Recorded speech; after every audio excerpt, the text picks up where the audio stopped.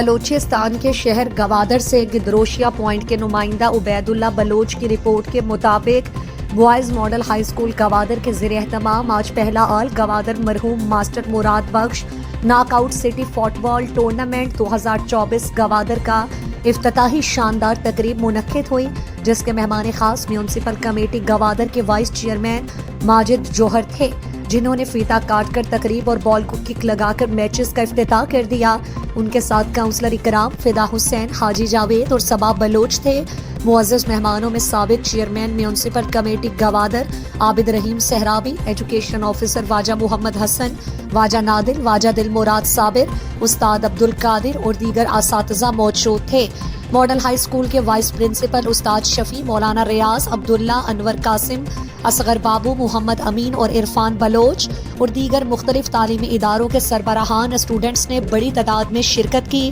Students نے tableaux, Balochi رقص پیش کیے۔ آج کا افتتاحی match model high school Gwadar اور GDA کے درمیان کھیلا گیا۔ اس ٹورنامنٹ میں 12 اسکولز اور ایک مولانا ریاض کے مدرسے کی ٹیم نے حصہ لیا اور کمپیئر کے فرائض غفار بلوچ نے انجام دیے۔ اچھی ٹورنامنٹ ایک مومن انسان یہ نام ہے کہ پورے شہر گواہی بنتے ہیں، اور گورنمنٹ ماڈل ہائی اسکول ہے، اسپورٹ کمیٹی بھی منت وارا